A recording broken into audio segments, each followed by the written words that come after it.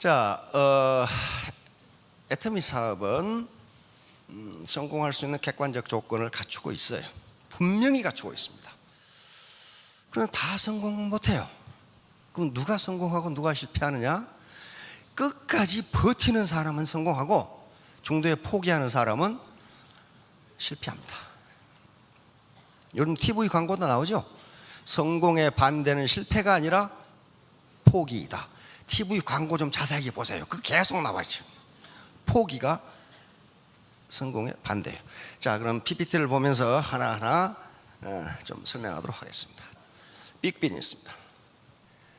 이거요, 어떻게 월 소득이 5천만 원인 비즈니스가 스몰 비즈니스입니까?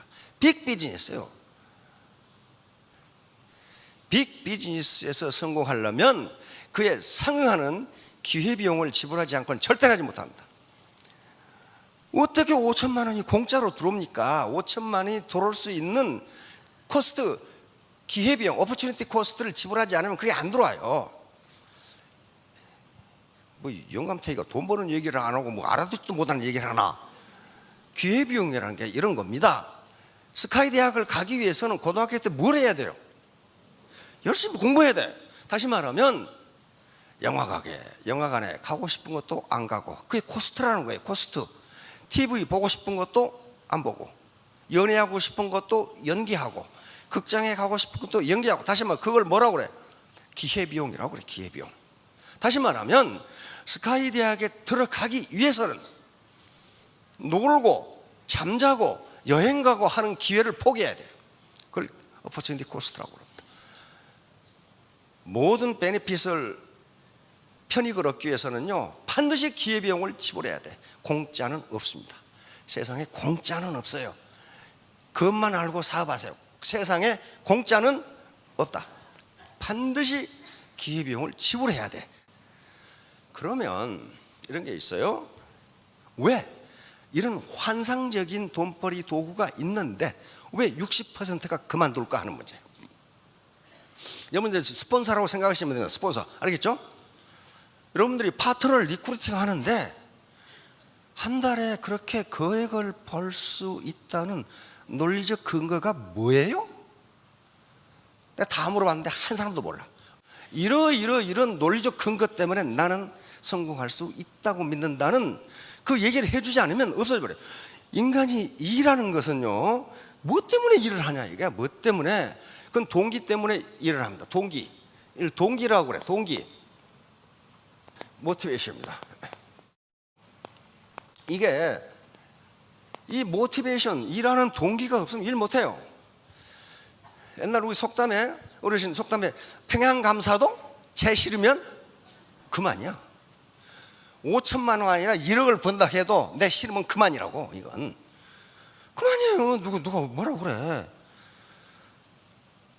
인간을 일시키는 것은 그 일을 하고자 하는 동기가 있기 때문에 해요.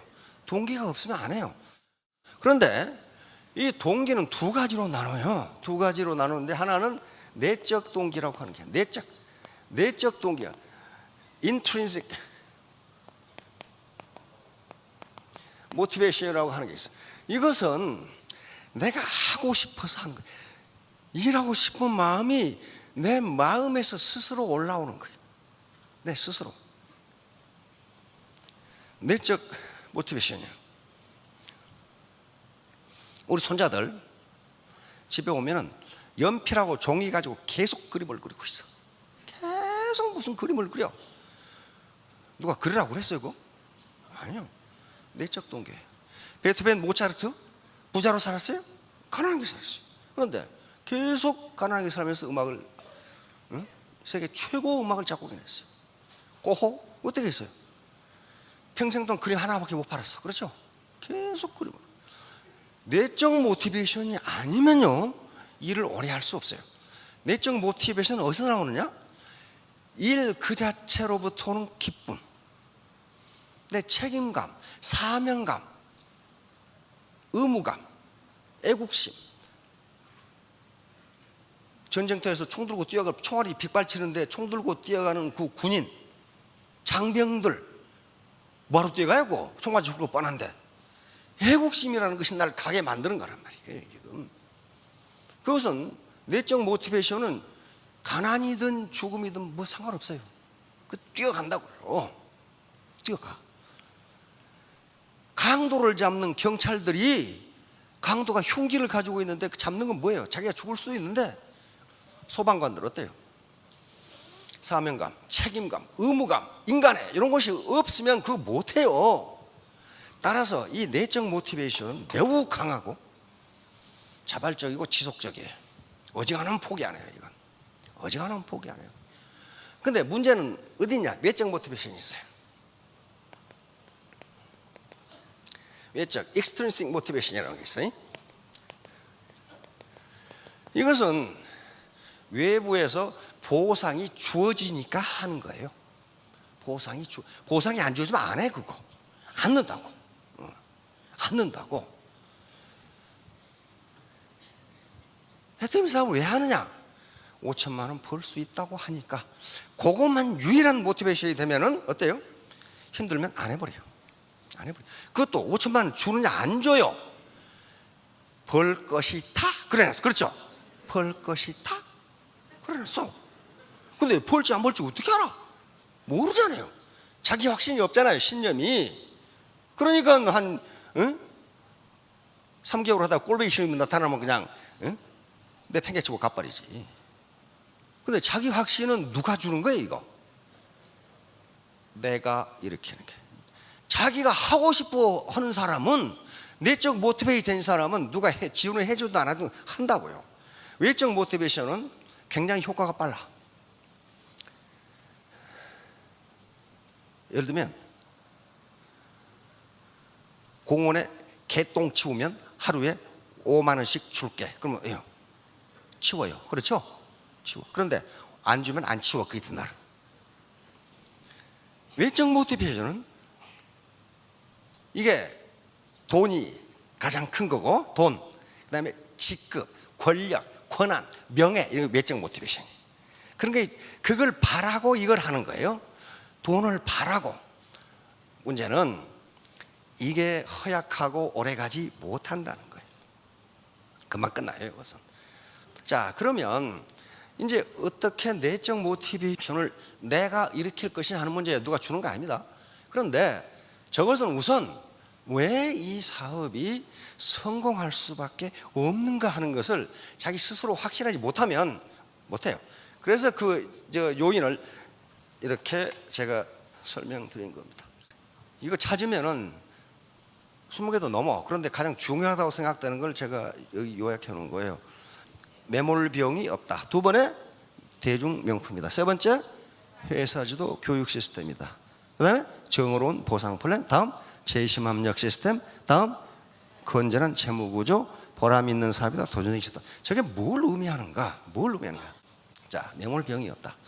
자, 모든 사업을 시작할 때 가장 큰 문제가 돈이 들어간다는 거예요. 치킨 프랜차이즈를 하면 어떻게 돼요? 프랜차이즈 그냥 가맹 시켜줍니까? 가입비가 있어요. 그렇죠? 진입비가 있다고요. 그 다음에 간판 써야죠. 매장 임대해야죠. 식당 임대로 나가죠. 온갖 가전제품 다 들여야죠. 냉장고 그 다음에 식기, 의자, 집기로 사야죠. 냉난방 시설해야죠. 지금 어느 정도 돈 들어가요? 프랜차이즈 하나 하려면? 인테리어비까지 하면은? 예? 2억? 2억? 적게는 5천, 많게는 2억 그럽디다. 초기 비용이 굉장히 들어가요. 이걸 매몰 비용이라고 합니다. 매몰 비용이라는 것은 내가 그 사업을 그만둘 때 회수할 수 없는 비용을 매몰 비용이라는 상크 코스트. 상크란 말은 바닥 가운데 가라앉아 버리다 그 말이에요. 건질 수가 없어요. 이게 매몰 비용이 너무 크기 때문에 사업을 함부로 시작할 수가 없어요. 그 다음에 우리 시중에 도는 말이 조물주 위에 누가 있다고 그래요? 건물주가 있어. 그게 잘 된다 하면 계속 올려. 임대료를 계속 올려. 건물주한테 다 뜯겨요. 미국도 마찬가지입니다. 열심히 부부간에 하루에 막 16시간 일을 하는데 돈 좀 벌어. 그러면 건물주가 뜯어가. 다시 말하면 애터미 사업은 이런 진입비도 없고 소비자로 등록하건 사업자로 전환하건 그게 전환비도 없어요. 그리고 월간 유지비도 없어요. 월간 유지비라는 게 다른 다단계 해보신 분 많이 계실 거예요. 한 달에 일정 이상의 제품을 사지 않으면 수당을 안 줘버려요. 그러니까 자기가 필요 없는 물건이 베란다에 쌓여. 산처럼 쌓여. 이거 애터미는 그게 없어요. 그러니까 돈을 벌고 안 벌고는 차후 문제예요. 에? 우선 손해가 없어야 돼. 손해가 없다 그 말이에요. 두 번째, 대중명품. 이게 메시지라고 그러는데, 대중명품이라는 게 품질은 명품 수준인데 가격은 대중 수준이다 그 말이거든요. 근데 이 말은요, 얼핏 보면 뭐 그럴듯한데 이거 자체 모순이야. 자체 모순. 이 말이 성립하지가 않아. 왜? 대중적인 것은 명품이 아니고 명품은 대중적이 아니에요. 루이비통, 구찌 뭐 그런 거 있잖아요. 미국 가도 루이비통이나 구찌 매장은 못 들어가게 해요. 구경 못하게 합니다. 줄이 밖에 딱 길게 서 있고 문이 잠겨 있어. 누구만 들어가? 살 사람만 들어가요. 살 사람만. 그것도 대규모 들어간 것이 3명 정도 들어가. 난 구경하러 갔다가 괜히 쫓겨났다니까. 어? 루이비통이 어떻게 생겼는지. 다시 말하면 명품은 대중적이 아닙니다. 대중적인 명품이 아니에요. 그런데 애터미에서 이걸 자랑스럽게 생각하는 것은 두 단어를 합성했는데 성공했다는 거예요. 퀄리티가 높으면서 가격은 싸게. 이렇게 하는데 성공해요. 다시 말하면 이게 무슨 소리냐면은 지금 쓰고 있는 생활 필수품을 애터미 제품으로 바꿔 써도 뭐가 없다? 손해 없다. 손해 없다. 만약에 가격이 비싸면 문제가 돼요. 그런데 또 퀄리티가 떨어지면 문제가 되는데 고퀄리티의 저가격이기 때문에 현재 쓰고 계시는 생필품을 바꿔 써도 뭐가 없다? 손해가 없다. 그 말이에요. 손해가 없다. 자, 그래서 대중명품이기 때문에 손해가 없다. 세 번째는 회사 주도의 교육 시스템. 그럼 다른 다단계는 어떻게 해요? 그 다른 다단계 갔다 오면 많을 거예요. 거기는 그룹 비즈니스랍니다. 자기 라인별로 교육을 해. 라인별로. 그러니까 앞으로 남고 뒤로 믿죠. 모든 교육, 모든 이런 시스템, 장비, 영상 장비, 임대하는 것을 그 그룹이 다 내야 돼. 다 내야 돼. 자, 그러면 어떤 문제가 생기냐면요. 리더십이 강하고 교육을 잘하는 리더의 아주 그룹의 리더가 있어요. 그 그룹은 승승장구예요. 그렇죠? 근데 그런 것들이 좀 서투른 그룹은 어때요? 죽어가 나중에 없어져 버려요. 이렇게 되면 동반성장, 동반성공이라는 애터미의 철학이 성립이 안 돼요. 많은 그룹과 흥하는 그룹이 정해져 있다 그런 거예요. 나중에 다 흡수되고 소멸해버려요. 회사 주도의 교육 시스템은 그래서 동반성공, 다 같이 잘 먹고 잘 살자는 애터미의 철학을 위해서는 이렇게 하지 않을 수가 없어요. 그래서 반팽이도, 애터미에서는 반팽이도 성공한다 그런 말이 나오는 거예요. 개인 교육을 못해도 인류 강사들이 교육을 해준다 그런 말이죠. 해준다. 근데 반팽이는 바보가 아닙니다. 늘 얘기하는데 반팽이는 하프 스마트, 절반쯤 스마트한 사람이에요.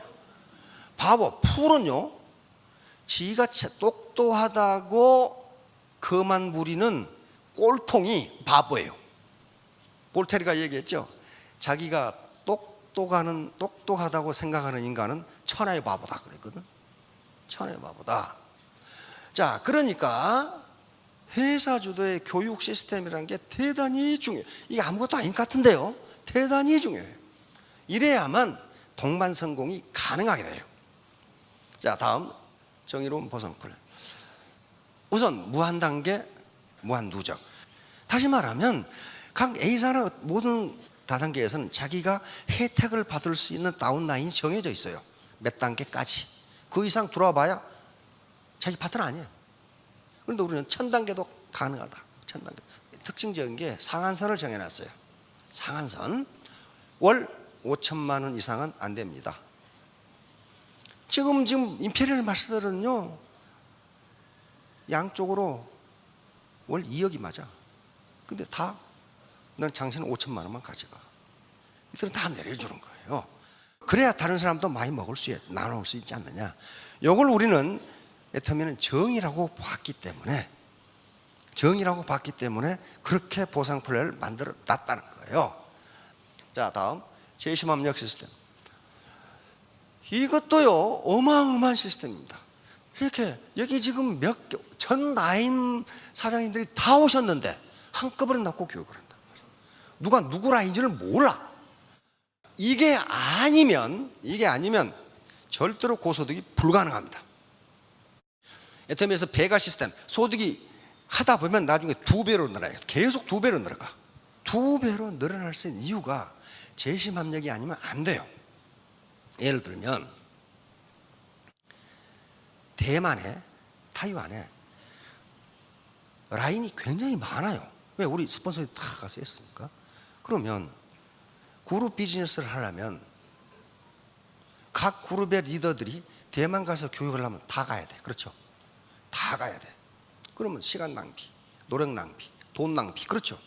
그런데 재심협력 시스템이기 때문에 자기 라인에 관계없이 리더가 한 사람이 가서 같이 교육하면 돼. 그렇죠? 얼마나 시간과 돈이 절약돼요. 얼마나.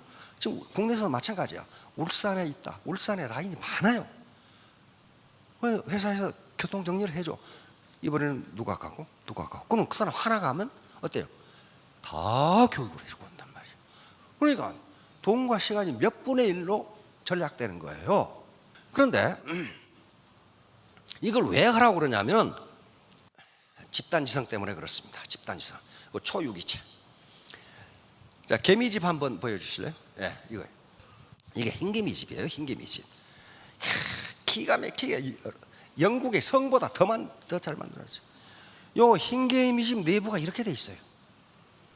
다시 말하면 초첨단 에어컨디셔닝 시스템이 돼 있어.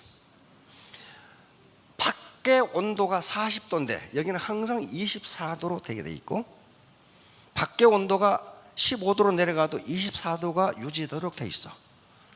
흰개미는 햇빛을 쬐면 죽어버리기 때문에 여기다가 버섯 농장을 만들어서 농사 짓고 있어. 그러면 이런 에어컨디셔닝 시스템을 어떻게 만들었을까 하는데, 학자들의 연구에 따르면 개별 흰개미는 이런 지능이, 이런 지성이 전혀 없습니다. 전혀 없어. 그런데 흰개미가 군락을 이루면, 하나의 무리를 이루면 초능력이 이렇게 나오는 거예요. 이 군락을 이룬 집단을 초유기체라고 불렀습니다. 슈퍼 오가니즘이라고, 초유기체라고 부른 거예요. 초유기체라는 것은 여러 개의 개별 유기체가 합해서 마치 하나의 유기체처럼 기능하는 것, 그걸 초유기체라고 해요. 거기서 집단지성이라는 게 나옵니다. 어떤 개별지성도 집단지성을 능가할 수 없다예요. 다시 말하면 못난 갓파치 셋이 제갈량을 능가한다는 그 개념입니다. 그러면 이게 지금 짐바브웨 수도에 있는 이스트게이트 쇼핑센터인데, 요걸 보고 지은 거예요. 요 쇼핑센터 주인이 난방이나 냉방을 하지 않고도 온도가 일정하게 유지되는 쇼핑센터를 지어주세요, 이렇게 요청을 했단 말이에요. 건축가에게. 피어스라는 건축가인데 처음에 거절했다가 가만히 이 건축가가 생각해 보니까 흰개미집, 흰개미집 그렇게 지으면 되네. 이걸 이렇게 옮겨 놓은 거예요. 그러니까 그 더운 아프리카에서 항상 실내 온도가 24도로 유지되는 거예요. 이게 전기를 안 쓰고도. 이게 집단지성이라고 하는 게 집단지성. 도대체 그러면 학문적으로, 이론적으로 집단지성은 무엇 때문에 일어나는가? 그 문제예요. 지금까지는 우리가 IQ라는 것으로 인간의 머리를 측정을 했습니다. 근데 IQ가 맞지 않다는 건 이미 밝혀졌어요. 많은 연구에 의해서 IQ는 인간의 성공과 아무 관계가 없다, 이 결론이에요. 이제. 그런데 하버드 가드너라고 하는 하버드 대학교, 지금 아마 초등학교 선생님들, 중학생 선생님들 그 이론을 할 거예요. 다중지능 이론이야. 인간의 지능은 하나만 있는 게 아니고 몇 개다? 8개다. 인간이 지능이 8개다. 근데 하나가 지금 실험 중에 있어요. 근데 아직 그게 밝혀지지 않아서 0.5개에서 8.5개다 이렇게 나와 있어요. 자, 그런데 가드너 박사 연구에 따르면 어떤 인간도 이 9개의 지능을 다 가질 수가 없어요. 갈 수가 없어. 아무리 많아도 3개 이상 못 가죠. 말도 잘하고 수학도 잘하고 음악도 잘한다, 그럴 수 있단 말이에요. 그러나 어떤 사람도 다 지능을 가질 수가 없어요. 그런데 이 세상은 그 9개의 지능이 다 필요하다는 거예요. 그런데 라인을 갖고 와서 이게 초유기체가 되었어. 마치 한 라인처럼 행동하면, 한 사람처럼 행동하면은 그 9개의 지능이 다 합해질 수가 있다는 거예요. 거기서 집단지성이 나옵니다. 컬렉티브 인텔리전스라고 나온단 말이에요. 그래서 재심 합력 시스템이 그렇게 중요한데 가끔은 그걸 위반하는 사람들이 있어요. 위반하는 사람들이 있어 재심 합력이 안 되게 만들어. 그게 소수가 그럽니다. 그건 그 사람 잘못이 아니고 지금까지 교육을 그렇게 받아왔기 때문에 그래요. 현재 모든 조직은 군대 조직부터 회사 조직부터 피라미드 구조입니까? 원통형 구조입니까? 피라미드 구조입니다. 모든 조직은 이렇게 피라미드 구조입니다. 피라미드 구조는요, 이렇게 되니까 예를 들면 부장 자리는 하나인데 그 부장 자리를 노리는 과장은 5명이야. 5명. 그러면 하나만 올라가니까 나머지 4명은 어때요? 떨어져야 돼요. 그렇죠? 이게 피라미드 구조고 상대평가 시스템이에요. 예를 절대평가 시스템은 원통형 구조예요. 다시 말하면 매월 승급식을 하는데 승급식에 세일즈 마스터, 그 다음에 다이아몬드 마스터, 샤론 마스터 승급하는 사람이 똑같아요? 들쭉날쭉이에요. 그렇죠? 왜? 절대평가니까 그래요. 그 자격을 가진 사람은 수에 관계없이 승급시킨다. 자격 안 된 사람은 하나도 없어도 승급 못 시킨다. 그렇단 말이에요. 그러니까 전부 다 여기서 다 만나게 돼 있단 말이에요. 절대평가니까. 당신이 그 자격을 갖췄으면 상대평가가 아니라 누가 누구보다 낫고 못하고가 아니라 그 자격을 갖췄다면 다 올라간다. 수에 제한이 없어요. 그래야 재심 합력이 가능한 거예요. 자, 다음 회사의 건전한 재무구조. 이건 뭐냐면은 이게 아무것도 아닐 것 같은데 매우 중요합니다. 애터미 회사는요, 빚이 제로예요. 빚이 없어.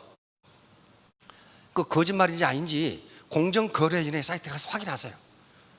트리플 A급이에요. 신용등급이. 그러면 만약에 회사가요, 어떤 회사든지 매출이 10%가 떨어지면 유동성에 문제가 생겨요. 유동성이라는 게 현금의 흐름이죠. 자금의 흐름. 어떤 거대 기업도 매출이 30%가 떨어지면 유동성 이익이 가요. 왜? 은행에서는 저 회사 관찰하기 시작해. 그렇죠? 주식시장에서는 주가가 어떻게 돼요? 떨어져. 자금 조달이 어려워져. 이자가 올라가. 그런데 애터미는 빚이, 회사가 많은 건 빚 때문에 망하거든. 빚이 10원도 없기 때문에 안 망해. 이게 만약에 다단계 회사가 망할 것 같다 그러면 어떻게 돼요? 라인 전체가 무너져 버려. 왜? 신규가 안 들어오잖아요. 그래서 최악의 경우에도 내 수당이 날아가지 않는다. 손해 없다. 자기가 쌓아놓은 PV 수당 못 받을 염려 없다. 보람 있는 사람. 인간은 천금을 준다 해도 보람이 없으면 못합니다. 인간은 아무리 쉬어도 보람 없는 일은 못한다예요. 그건 심리학자들이 실험에 의해서 일주일을 못합니다. 보람 없는 일은. 자, 돈이 벼락부자가 될 수 있는 방법이 있어요. 뭐가 있어요? 마약, 매춘, 도박, 밀수. 근데 그건 보람이 없어. 보람이 오래 못해. 한탕 오고 말지. 로또 오래 못합니다. 다시 말하면 애터미 사업은 보람 있는 거예요. 왜? 당신에게 손해를 끼치지 않는다. 소비자에게 손해를 끼치지 않는다. 퀄리티 높은 제품을 값싸게 판다. 당신이 그걸 바꿔 써도 당신의 손해 없다. 진입이 없다. 유지비 없다. 이걸로 생표를 바꿔 쓰면 가게에 도움이 된다. 그리고 당신이 원하기만 한다면 이걸로 짭을 할 수 있다. 이 보람이에요. 보람이에요. 자, 다음 도전적인 사업이다. 챌린징 비즈니스예요. 이게 쉬어 빠진 사업은요 오래 못합니다. 그리고 보람이 없어요. 도전적이기 때문에 할 만한 거예요. 도전적이기 때문에. 히말라야에 뭐하러 올라갑니까? 아무나 올라가면 그거 올라가요? 아유. 히말라야의 도전을 내가 이겨내면 히말라야 등반에 성공합니다. 그렇죠? 그 히말라야의 도전을 내가 극복하지 못하면 못해요. 애터미 마찬가지예요. 애터미가 나에게 도전해와. 날마다 속을 뒤집어 놓는 파트너, 스폰서. 집에 갔다 하면 남편은 다리를 분지러 온다고 그래. 아무 생각도 없는 고모는 왜 그걸 하냐고 또 물어. 그 도전이에요, 전부 다. 그 도전을 이겨내야 된단 말이에요. 도전을 이겨내면 성공해요. 이겨내지 못하면 실패합니다. 인간은 도전적이지 않으면 못하는 걸로 돼 있어요. 일을 오래 못해. 도전적이지 않으면 그 도전을 이겨내면 성공해요. 포기하면 그걸 끝이에요. 자, 다음 이제 결론이 나옵니다. 결론. 성공의 공통분모. 엘버트 그레이라고 하는 프루덴셜 그 생명이라고 있죠. 프루덴셜 금융조합인데 미국의 금융그룹인데 이 사람이 이 그룹의 보험 외판원들의 감독자고 교육자고 설계자고 그랬어요. 이 사람이 이상한 걸 발견했어. 전부 다 영업사원들이 아주 열심히 일하는데 또 어떤 놈은 게을러 빠졌는데 왜 게을러 빠진 놈은 성공하고 열심히 일하는 놈은 성공하지 못하는가? 요게 딜레마에 빠진 거예요. 딜레마. 왜 전부 다 열심히 일하는데 그 중에 저놈은 성공할 수가 없도록 게으르 빠졌는데 그놈은 성공하고 다른 놈은 실패한다. 성공 못한다. 왜 그러는가? 그래서 역사적으로 유명한 위인들의 전기를 모두 잊고 전부 컨설팅을 하면서 이것 때문이구나 발견했어요. 그게 바로 The Common Denominator of Success, 성공의 공통분모예요. 어떤 분야에서 무엇을 하건 성공하는 사람은 이게 있구나 하고 찾아낸 거예요. 자, 같이 읽어봅시다. 성공한 사람은 실패한 사람들이 하기 싫어하는 일을 하는 습관을 들여왔다. 물론 그들도 하기 싫은 건 마찬가지다. 다만 하기 싫은 마음보다 목표를 달성하는 마음이 크게 뜹니다. 이게 지금 연설인데 이 연설이 나온 게 1940년이에요. 1940년대 이게 아주 센세이션을 일으키면서 그 뒤로 스티븐 코비라든가 하는 사람들이 모두 이 사람의 연설을 듣고 자기개발 서적을 쓰기 시작합니다. 그거예요. 성공하는 사람은 실패하는 사람이 하기 싫은 일을 습관적으로 한다. 물론 그들도 하기 싫다. 그러지만 내가 정해놓은 목표를 달성하고자 하는 욕망이 더 크기 때문에 그 하기 싫은 일을 하는 것이다. 그 연설에 뭐라고 되어 있냐면은 사람들은 자기가 하기 싫은 일을 하려고 할 때 오히려 가난 쪽을 택한다는 거예요. 아이고 그건 꼭 돈 많다고 행복한가? 그러면서 그걸 합리화시킨다는 거예요. 아이고 내 꼴 보기 싫은 그 인간 보느니 차라리 가난하게 살지. 연설 내용이 그게 있어요. 그런데 그건 뭐냐면은 자기가 성공을 하겠다고 하는 모티베이션이 안에서 우러나오지 않아서 그렇다 이 말이에요. 그거 하면 성공한다는 거예요. 자, 자동차왕 포드가 일찍이 다단계가 생길 줄 알고 이 명언을 해놓은 것 같아. 함께 온 것이 시작이고 Keeping together is progress. 계속 함께하는 것이 발전이고 Working together is success. 함께 하는 것이 성공이다. 어떻게 포드는 다단계를 미리 알고 이렇게 해야지. 오늘 함께 오신 분들 시작입니다. 계속 함께하면 발전이고 함께 일하면 성공입니다. 3년 5년 후에 모두 성공하시기 바랍니다. 감사합니다.